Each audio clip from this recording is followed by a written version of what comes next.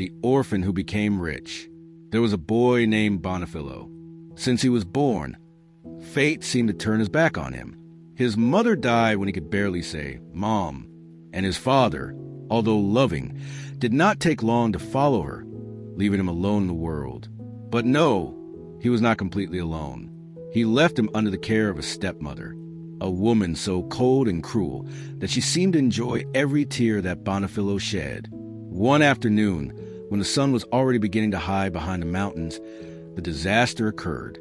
Bonifillo, while helping in the house, tripped and broke his stepmother's favorite chalice. A simple clay chalice, old and full of cracks. But for her, it was as if she had broken an invaluable treasure. The sound of the chalice breaking was enough to unleash the storm. "Bonifillo," his stepmother shouted, appearing at the door as if it were a human-shaped hurricane. "What have you done?" "I cannot believe it." Bonifillo, trembling like a leaf in autumn, tried to apologize, but he could barely babble. "And I did not want—" "Shut up," she interrupted him, with eyes full of fury. "If you think I'm going to let this happen, you are very wrong. Get out of my house right now. And listen well, boy, do not return until you bring a chalice equal to the one you broke. And you better not come back empty-handed." Bonifillo lowered his head, feeling a knot in his stomach. He wanted to cry, but he was not going to give him that satisfaction. His stepmother pointed him to the door, and his voice resounded like a thunder. "Get out! Get out now!" And that's how Bonifillo left the house where he had never been happy. But you know what? As his feet moved away from that place, he began to feel a little lighter. It was as if with each step he left behind the weight of all the tears and screams. For the first time, he felt that the world was bigger than the four walls of that house. Bonifillo walked without a fixed course, letting the wind guide him. The fresh air caressed his face, and the colors of the sunset seemed brighter than he had ever noticed. As he moved forward, he crossed paths with peasants and travelers who looked at him with curiosity.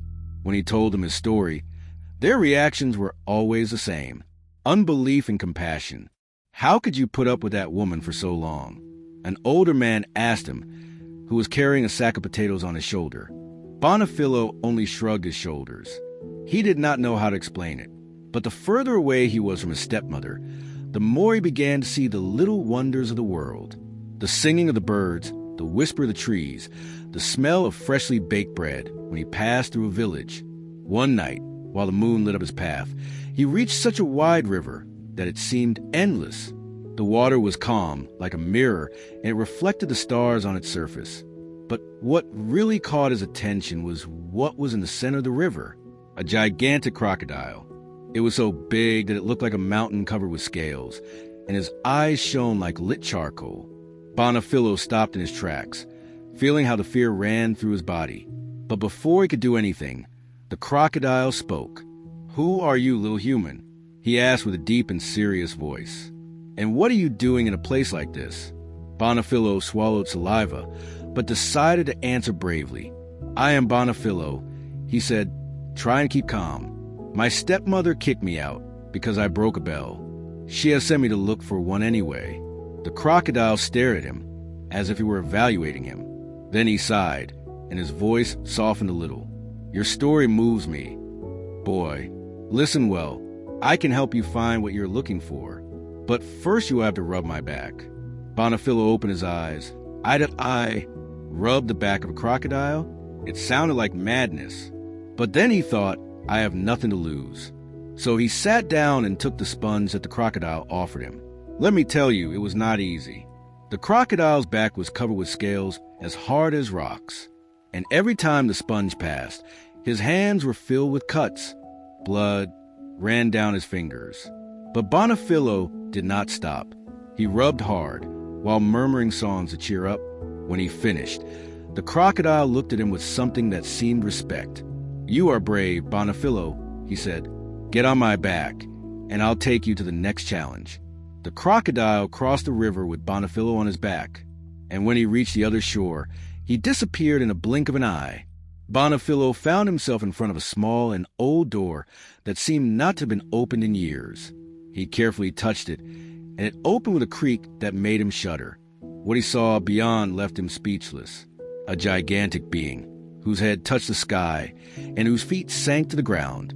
His body gave off such a strong smell that Bonifillo had to cover his nose so as not to get dizzy.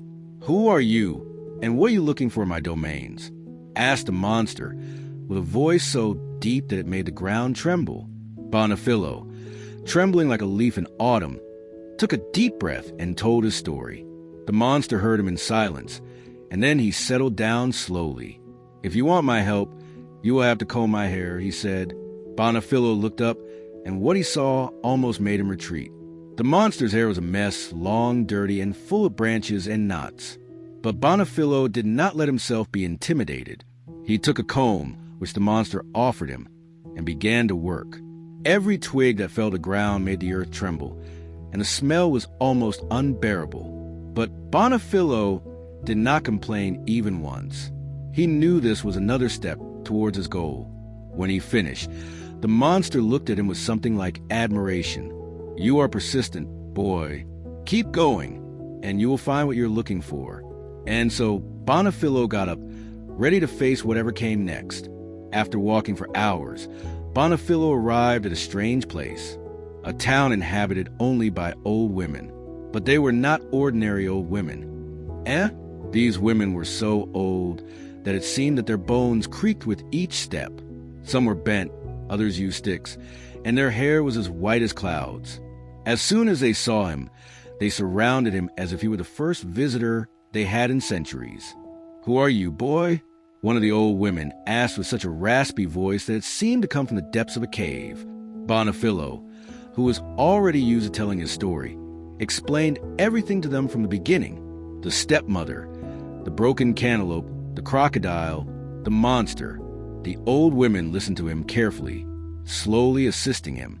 "We can help you," said the oldest of all, who seemed to be the leader. "But first you will have to do something for us." Bonifillo was not surprised. He knew there was always a condition. "What do I have to do?" he asked with the same determination as always. "Comb our hair, cut our nails, and bring us water from the well," answered another old woman, raising a trembling hand to show her long yellow nails. The well was far away and the work was not easy. But Bonifillo, as always, accepted without complaining. He spent hours combing the old women, cutting their nails and bringing fresh water. But he did not do it with a long face, no. While he worked, he told them stories and sang songs, making the old women laugh so much that they clung to their bellies not to fall. When he finished, the old woman leader approached him with a smile, showing the empty gills. "You are a good boy, Bonifillo. Here you have 2 cantimploras. One will take you to your mother, and the other contains riches. But remember, use them wisely." Bonifillo took the cantimploras carefully, thanked the old women, and continued on his way. Following the indications of the old women, Bonifillo arrived to a beautiful valley. The air was so fresh that every breath felt like a gift, and the flowers filled the colorful landscape. There, he did what they had told him. He threw the first cantimplora to the ground. As soon as the cantimplora touched the ground, a golden light enveloped him, and from that light appeared a figure that made Bonifillo's eyes full of tears. It was his mother. "Bonifillo, my son," she said with a voice so sweet that it seemed a melody. Bonifillo ran towards her and hugged her as if he never wanted to let her go. For the first time in his life, he felt the warmth of a hug that he did not know, but that he had always dreamed of. "Mom, I have missed you so much," he said with a voice broken by emotion. "And me to you, my little one," she replied, caressing his hair. "But I have always been with you, even when you could not see me." Bonifillo told him everything he had lived, the cruelty of his stepmother, the challenges he faced with the crocodile, the monster, and the old women.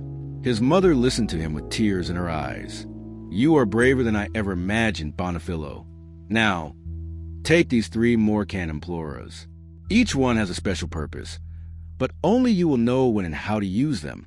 With a kiss on the forehead, his mother gave him an identical cantaloupe to which he had broken and disappeared in a flash of light. Although the meeting was brief, Bonifillo felt that his heart was fuller than ever. When Bonifillo returned to his town, no one recognized him at first. Years had passed since he had left, and the skinny and shy boy who had left had returned as a strong and confident young man.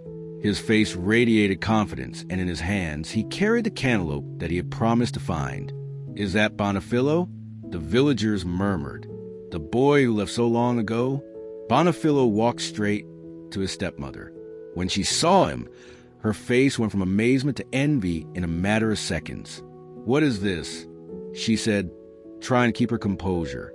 "How did you get it?" But Bonifillo said nothing.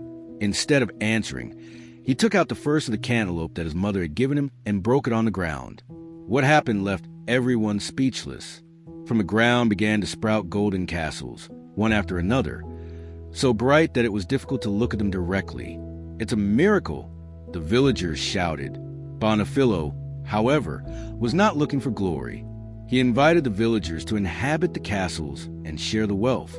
Little by little, the town began to transform into a place full of life and joy. From that day on, Bonifillo became a legend. The villagers spoke of him as the boy who faced the impossible and returned with wealth, but above all, with a heart full of goodness and courage. And so ends the story of Bonifillo.